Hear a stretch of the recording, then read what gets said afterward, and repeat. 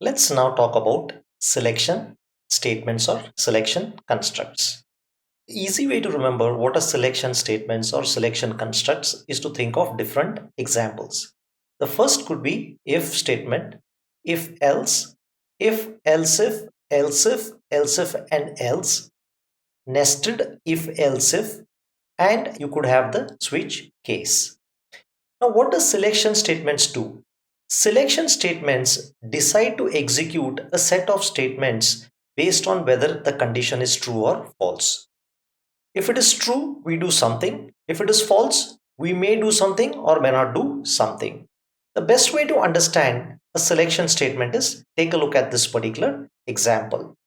Let us say I'm running a small business, an online business.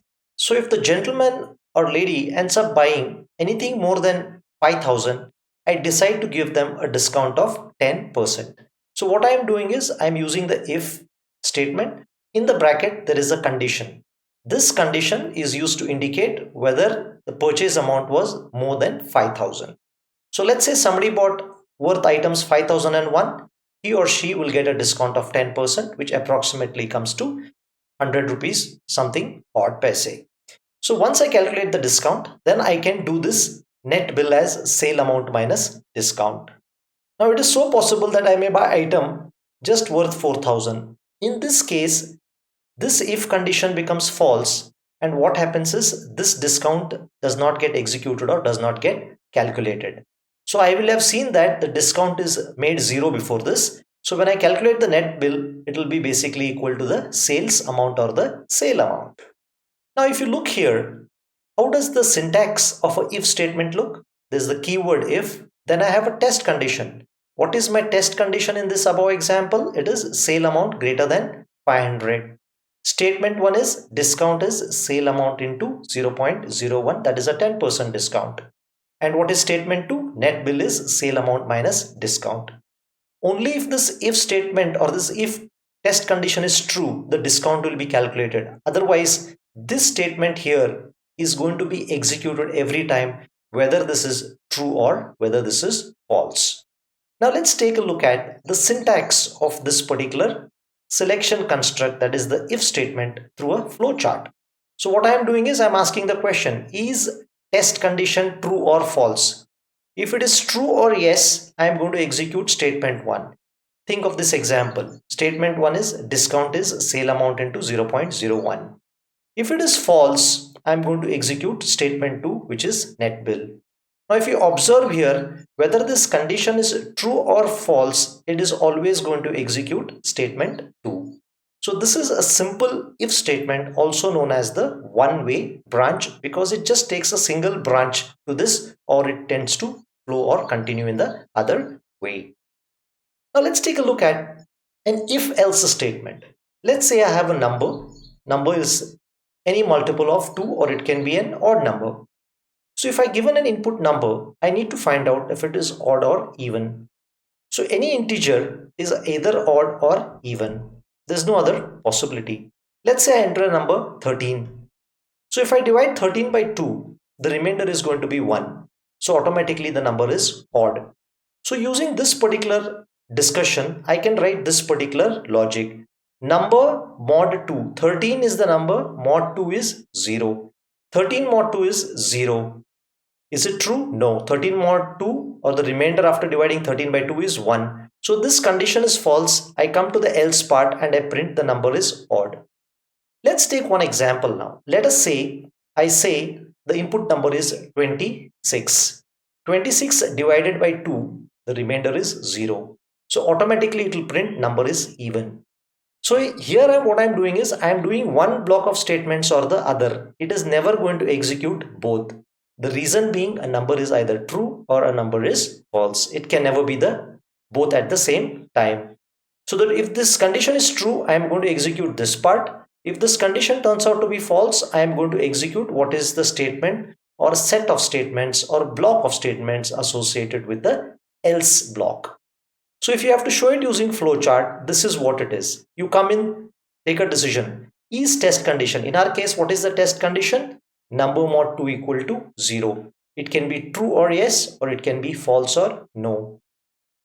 Let us say it is true, then I am going to print the first one, that is number is odd. If it is false, I am going to print statement 2 saying that the number is even in the first statement, and if it is false, I am going to print number is odd. True and yes means the same, false and no really means the same. So this should have given you a good example of how to use the if and else statement. Now let's take a look at one more example and one more selection construct.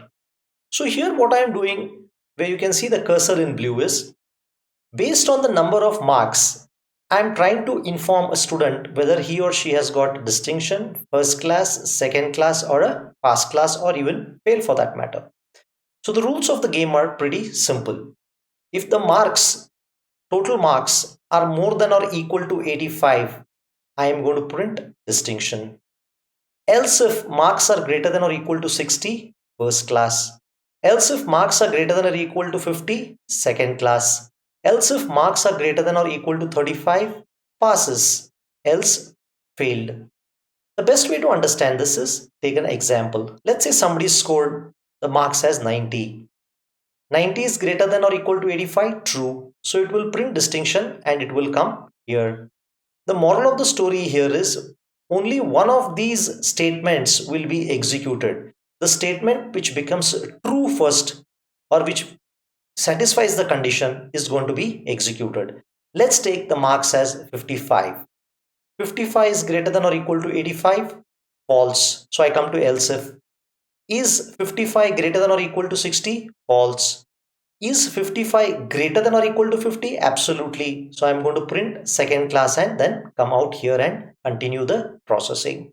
So the moral of the story is at the most one condition can be true. If not, none of them is true, then the else is printed. You need to know the else is optional. You may or may not have the else statement. So this is known as a multi-way branch or a if else if statement, a ladder else if statement, because you can see a slant here like a ladder when it is properly spaced out or indented. So if you want to take a look at this condition, if test condition 1, what is our test condition 1? Marks greater than or equal to 85. What is statement 1? Distinction. Test condition 2 is marks greater than or equal to 60. What is statement 2? First class. So this way we have statement 3, statement 4. And what is the default statement? The default statement in our case happens to be failed. So if you look at it, compare this with this to remember and understand the syntax. This is the easy way. Remember the example? It's easy to reproduce the syntax. Don't try to do it the other way around. It's always easier to understand things when you remember or recollect an example. Just in case I missed out the if else syntax. If condition is true, I will execute statement 1. What is statement 1? Print number is even. Else statement 2, print number is odd. So this is the syntax of if and else. Just in case you want to take a look at the syntax of a multi-way branch through a graphical approach, let me try to show it to you. So here you can see the screen looks a lot more bigger and hopefully you can see a lot more clearer. So what I am doing is, if the condition is true, I am executing statement 1 and coming down here, this place. If this condition is false, then I'm checking the next. So you can think this as if, else if, okay, then this is also else if, and this last one happens to be the else statement. So it keeps checking each of those conditions. The first condition where it is true, it will execute the statement and then it will halt. Whereas this one, what you need to understand is if none of the conditions happen to be true, it will execute this default statement or the last statement. So this is an example of using or the diagram of a if else statement shown to you graphically. So you can think of this: if marks greater than 85, let's say his marks are 90, it will print distinction and come here. Suppose his marks were 30, this condition is false, this is false, this is false, it would come and print fail here. So this is how things work in a if else if statement. I hope you have understood the first three types of decision making or multi-way branch, single way branch, and if else statement. In the subsequent video, we'll take a look at a couple more of decision making statements or selection statements.